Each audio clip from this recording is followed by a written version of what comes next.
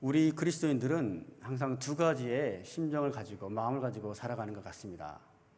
하나의 감정은 내가 그리스도로 인해서 구원을 받았기 때문에 구원을 받은 그 기쁨으로 살아갑니다. 또 하나의 감정은 아직도 그럼에도 불구하고 살아계신 예수 그리스도, 나를 위해서 죽으신 예수 그리스도를 믿지 않은 사람들로 인해서 늘 안타까운 심정으로 그런 마음으로 살아가지 않을까 싶습니다. 특별히 우리는 아직 구원받지 못한 내 가족, 또 동족에 대한 고통스러운 심정, 또 그들을 향한 사랑을 가지고 끊임없이 가족과 민족의 구원을 위해서 항상 노력하고 기도를 해야 할 것입니다. 오늘 본문에서 사도 바울은 이와 같은 동족에 대한 안타까운 마음을 가지고 이야기를 하고 있습니다. 또한 바울이 지금까지 1장에서 8장까지, 지금은 저기 일단 9장에서 들어가는데요. 1장에서 8장까지는 그리스도를 믿음으로 인해서 칭의, 그리스도를 믿음으로써 의롭게 되었다는 칭의에 관해서 이야기를 했습니다. 그리고 이미 그리스도에 인해서 칭의된 사람들이 이 땅에서 구원을 이루어가는 성화에 대해서 이야기를 했습니다. 그러니까 이미 내가 예수 그리스도로 인해서 거룩한 사람이 된 자로서 이 땅에서 구원을 이루어가는, 현재의 구원을 이루어가는 그 성화의 관점에서 말씀을 했다면, 오늘 9장부터는 온 이스라엘에게 우리 유대인과 이방 민족들을 모두 포함한 온 이스라엘이 구원에 있어서 하나님께서 택하시는 그런 선택과 미리 정하신 예정의 관점에서 이야기를 합니다. 어떤 이야기냐면, 내가 예수 그리스도를 믿어서 칭의를 받았고 그 칭의된 사람들이 이 땅을 살아가며 성화를 이루어가지 않습니까? 그런 사람이라면 나 같은 사람이 어떻게 구원을 받을 수 있는가? 라는 하나님에 대한 선택, 미리 정하신 예정에 대해서 감사할 수밖에 없는 것이죠. 그런 고백을 할 수밖에 없을 것입니다. 그런 신앙에 대한 고백을 지금 이야기를 하고 있습니다. 이런 하나님의 은혜를 오늘 주신 하나님의 말씀을 통해서 함께 묵상해 보시길 바랍니다. 먼저 1절에서 3절까지의 말씀을 함께 읽어보겠습니다. 나는 그리스도 안에서 진실을 말하고 거짓말을 하지 않습니다. 내 양심이 성령 안에서 내게 이것을 증언합니다. 곧 내게 큰 근심이 있다는 것과 내 마음에 끊임없는 고통이 있다는 것입니다. 나는 내 형제 곧 육신을 따라 된 내 동족을 위해서라면 내 자신이 저주를 받아 그리스도에게서 끊어진다 할지라도 좋습니다. 바울에게서 큰 근심은, 바울의 마음속에 있는 끊임없는 고통은 동족 이스라엘의 불신앙이었습니다. 나는 구원받았지만 아직 동족인 이스라엘은 구원받지 못했기 때문에 그 동족에 대한 안타까운 마음들이었습니다. 바울은 그 사도로서 소명을 받아서 이방 민족을 향해서 지금 복음을 전하고 있습니다. 그럼에도 불구하고 자기 동족에 대해서, 동족이 아직도 하나님을 믿지 못하는 것에 대한 궁일한 안타까운 마음이 늘 바울의 마음속에 있었습니다. 그래서 바울은 성교지에 갈 때마다 먼저 동족 이스라엘들이 모여있는 회당에 먼저 들어가서 복음을 전했거든요. 물론 회당에 들어가서 복음을 전한 이유는 사람들이 모여 있었기 때문에, 또 이스라엘 민족들이 모여 있었기 때문에 복음을 전한 것도 있지만, 또 그렇게 해야지 복음을 전할 수 있겠죠. 그렇지만 무엇보다도 먼저 그 땅에 가게 되면 항상 유대인들이 모여있는 회당에 들어가서 복음을 전했습니다. 그것은 동족에 대한 안타까운 마음들이 있었기 때문에, 동족들이 예수 그리스도를 믿었으면 하는 심정이 있었기 때문에 그렇게 했을 것입니다. 그러나 그때마다 동족으로부터 항상 거절을 당했습니다. 거절을 당했고 더 큰 오해와 핍박을 받았습니다. 그래서 사도 바울은 예수 그리스도를 부인하는 자신들의 동족들, 민족들만 생각을 하면 할수록 더 가슴이 아프고 고통스러웠던 것입니다. 저도 이제 전에도 한번 간증으로 말씀을 드렸습니다만은, 저희 가족도 이제 친척들도 절반은 지금 하나님을 믿어요. 그렇지만 아직 절반 정도는 하나님 믿지 않거든요. 그래서 저도 20년, 30년 가까운 시간 동안 기도도 하고 복음을 전했습니다. 그렇지만 복음을 받아서 믿는 분들도 계시고 복음을 아무리 설명을 해도 들으려고 하지 않고 하는 분들도 있어요. 근데 중요한 건 연세가 들면 돌아가시지 않습니까? 이번에 코로나로 인해서 저희들이 코로나는 아니지만 다른 이유였지만 돌아가셨어요. 두 분이서. 큰어머니, 작은어머니께서 돌아가셨는데 참 가슴이 아픈 것은 복음을 깨닫지 못하고 돌아가시는 상황이 되니까 또 하나님의 종된 사람으로서 한 번도 하나님의 말씀을 전하지 못한 그런 무거운 뭐라고 할까요? 짓눌리는 죄책감이라고 할까? 그런 부담감이 저에게 있습니다. 저희 가족 가운데 굉장히 영적으로 아주 각박하고 척박한데 그럼에도 불구하고 각 집안마다 저와 같은 하나님의 주님의 종을 세워져 있어요. 그래서 정말 저를 대신해서 복음을 전하고 있는 분들이 형님도 계시고 동생도 있어요. 그런 걸 생각하면 우리 집안에 참 너무나 각박하고 힘든 상황인데도 하나님께서 우리 가정을 참 사랑하시고 주의 종을 세우셔서 그 종들을 통해서 하나님의 복음을 전하고 있구나 이런 생각을 하게 됩니다.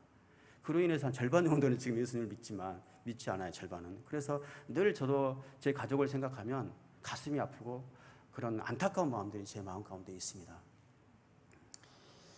여러분, 이스라엘 민족들이 사람들이 어떤 민족입니까? 4절 5절 말씀을 보면 이스라엘의 9가지 특권을 이야기합니다. 먼저 많은 민족들 중에서 하나님의 백성으로 선택받은 이스라엘 사람이었습니다. 많은 민족 중에 이스라엘로 택함을 받았습니다. 그리고 양자됨, 하나님의 자녀로 부름받았습니다. 그리고 하나님의 영광이 그 민족들 가운데 있었습니다. 그리고 언약을 받았습니다. 하나님의 율법, 하나님의 말씀을 맡은 민족이었습니다. 그리고 하나님께 나가서 공예배를 드릴 수가 있었습니다. 성전 예배를 드릴 수 있는 민족이었던 것이죠. 그리고 메시아에 관한 특별한 약속이 주어졌습니다. 또한 아브라함, 모세, 다윗과 같은 위대한 믿음의 조상들이 있었습니다. 그리고 무엇보다도 예수 그리스도가 그들에게서 나셨습니다. 이스라엘 민족은 이렇게 하나님으로부터 엄청난 특권과 축복을 받은 민족입니다. 이런 축복과 특권을 받은 민족이라면 당연히 하나님의 말씀에 따라 순종하며 하나님의 마음에 합당한 삶을 살아야 했습니다.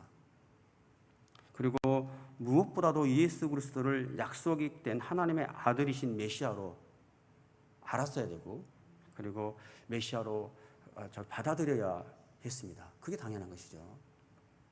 그러나 어떻습니까? 현실은 정반대였습니다. 이런 축복을 받은 민족이라면 어느 민족보다도 더 구원에 가까워져야 했지만 역설적이게도 구원으로부터 더 멀어져 있었습니다. 그래서 사도 바울이 이렇게 고백하고 있습니다. 내 형제 곧 육신을 따라 된 내 동족을 위해서라면 내 자신이 저주를 받아 그리스도에게서 끊어진다 할지라도 좋습니다. 이렇게 고통스러운 심정을 고백하고 있는 것이죠. 마치 모세가 40일 동안 시내산에서 십계명을 받기 위해서 기도하러 올라갔지 않습니까? 그동안 이스라엘 민족들이 어떻게 했습니까? 금신상을 만들었지 않습니까? 이거에 대해서 모세가 이런 고백을 합니다. 그 죄를 위해서, 죄의 용서를 위해서. 출애굽기 32장 32절에 그들의 죄를 용서해 주십시오. 용서하지 않으시려거든 부디 주께서 기록하신 책에서 제 이름을 지워버리십시오. 이렇게 모세가 중보기도를 했습니다. 그런 모세와 같은 심정으로 바울이 우리 이스라엘 민족들이 예수 그리스도를 받아들이지 못하니까 내가 저주를 받아도 좋습니다. 내가 죽어도 좋습니다. 라고 그런 같은 심정으로 기도를 하고 있는 것이죠. 실제로 예수님이 어떻게 하셨습니까? 예수님은 이스라엘 민족이 저주를 몸으로 받으셨습니다. 실제로 받으시고 십자가에 돌아가셨습니다. 그렇죠. 물론 온 이스라엘 향해서 온 민족을 위해서 십자가에 돌아가셨지만 민족을 위해서, 민족군을 위해서 예수 그리스도도 육신의 인간 예수의 측면에서 보면 저주를 받아서 죽으신 것입니다. 여러분, 예수 그리스도를 받아들이지 않으면 이 모든 특권과 자랑이 무슨 소용이 있겠습니까? 설사 메시아가 그 민족이 낫다고 해도 예수 그리스도를 받아들이지 못하면 이 모든 자랑들이 무슨 소용이 있겠습니까? 우리 일본과 한국 또 중국 민족들이 어떤 대단한 역사와 기술력과 경제력을 앞다퉈 자랑을 합니다. 그렇지만 예수 그리스도의 복음을 모르면 민족 단위로 지옥행인 것입니다. 한두 사람도 아니고 민족이. 그렇죠. 제 아무리 찬란한 기독교 역사를 자랑하는 서구 국가들이 예수 그리스도에 대한 문화를 자랑한다 해도 그 나라들의 문제는 뭡니까? 인간 예수는 믿어도 하나님 대신 예수 그리스도를 믿지 않는 것이지 않습니까? 믿지 않지 않습니까? 역사로 증명된 것은 증명된 예수를 믿어도 증명되지 않은 하나님 대신 예수 그리스도를 믿지 않는 상황이지 않습니까? 중요한 것은 인간 예수이시며 하나님이신 예수 그리스도를 믿지 않으면 지옥행입니다. 그만한 역사들, 찬란한 기독교 역사를 자랑한다고 해도 아무 소용이 없다는 것이죠.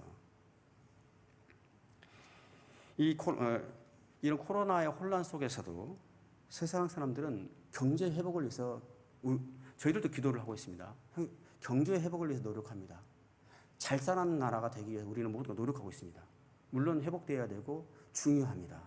그렇지만 우리는 이 시기에 우리 그리스도인들은 우리 동족들 일본과 한국의 영혼 구원을 위해서 잘 사는 나라가 아니라 영혼이 잘 되기 위해서 우리의 영혼이 잘 되기 위해서 노력하고 기도를 해야 합니다. 이것이 이 시대를 살아가는 우리가 가져야 될 사명이며 소명입니다. 이것을 꼭 기억하셨으면 좋겠습니다. 여러분, 이런 질문에 대해서 여러분은 어떻게 생각하십니까? 이스라엘 민족들이 그들의 불신앙으로 예수 그리스도를 십자가에 못 박은 일로 인해서 하나님의 구원으로부터 멀어졌다면 이스라엘 민족에 대한 하나님의 약속이 완전히 깨져버린 것일까요? 이스라엘에 대한 하나님의 계획은 실패한 것입니까? 여러분 어떻게 생각하십니까? 바울은 이렇게 대답합니다. 6절에서 8절까지 함께 읽겠습니다. 시작. 그러나 하나님의 말씀이 파기된 것 같지는 않습니다. 이스라엘에게서 난 사람들이라고 해서 다 이스라엘이 아니고 아브라함의 씨라고 해서 다 그의 자녀가 아니기 때문입니다. 오히려 이삭에게서 난 자라야 내 씨라고 불릴 것이다 라고 하셨습니다. 곧 육신의 자녀가 하나님의 자녀가 아니라 오직 약속의 자녀가 씨로 여김을 받는다는 것입니다. 첫 문장에 하나님의 말씀이 파기된 것 같지는 않습니다. 이렇게 고백을 했습니다. 이스라엘 백성들이 예수 그리스도를 메시아로 알아보지 못해서 배척해서 십자가에 못 박아 죽인 사실은 맞습니다. 그렇죠? 씻을 수 없는 엄청난 죄악을 범했죠. 하나님의 아들이신 예수 그리스도를 못 박아 죽인 일이니까요. 그러나 우리가 기억할 것은 그들 중에서도 예수 그리스도를 믿게 된 자, 남겨진 자가 있었다는 것입니다. 그런 의미에서 이스라엘을 향한 하나님의 언약은 남은 자, 약속을 믿는 자를 통해서 아직도 유효한 것입니다. 좀 더 생각해 보십시오. 이스라엘 민족에 대한 약속이 깨지지 않았다는 것입니다. 아직도 유효하다는 것입니다. 믿는 자들을 통해서. 이스라엘은 하나님과 약속을 반복적으로 어겼죠. 그렇지만 하나님은 언제나 그들과 약속에 신실하셨습니다. 어디까지 신실하셨습니까? 자신이 인간의 몸으로 오셔서 십자가에 돌아가시지 않습니까? 약속을 예수 그리스도의 죽음은 하나님의 가장 결정적으로 우리에게 확연하게 보여줄 수 있는 하나님의 신실함입니다. 거기까지 하나님의 약속을 지키셨습니다. 다시 말해서 예수 그리스도로 인해서 이전에 있었던 하나님의 약속이 우리 인간의 선에서 보게 되면 파기된 것처럼 보입니다. 파기된 것이라기보다는 하나님 편에서 봤을 때 아직도 그 약속은 유효하면서 오히려 약속의 범위가 더 넓어졌다고 봐야 될 것입니다. 무슨 말인가? 이전에는 하나님의 언약이 이스라엘 민족만을 특별히 선택하셔서 맺어진 약속이었다면 이제는 예수 그리스도를 통해서 이스라엘 민족을 포함한 이방 민족들까지도 이스라엘 민족을 포함한 이방 민족들까지도 하나님의 약속의 자녀로 믿음의 자녀로 삼아 주셨다는 것입니다. 그래서 이스라엘의 죄에 인해서 약속이 파괴되었다기보다는 오히려 모든 인류를 구원하고자 하신 하나님의 원래의 목적대로 새롭게 확대되고 갱신되었다고 봐야 될 것입니다. 이스라엘 민족을 포함한 이방 민족들까지 모두가 구원받게 될 수 있는 길을 열어주셨다는 것이에요. 그렇기 때문에 이것이 복음인 것이죠. 이 새 언약에서, 이 복음에서, 이 새 언약에서 이스라엘 민족들도 예수 그리스도를 믿기만 한다면 예수 그리스도를 자신의 주님으로 나의 구원의 주로 받아들이기만 한다면 누구나 하나님의 자녀가 되는 것은 당연한 일이죠. 그죠? 그래서 유대인들 중에서도 하나님을 믿는 사람들이 있다는 거예요. 그들을 통해서 하나님의 약속은 지켜지고 있는 것이죠.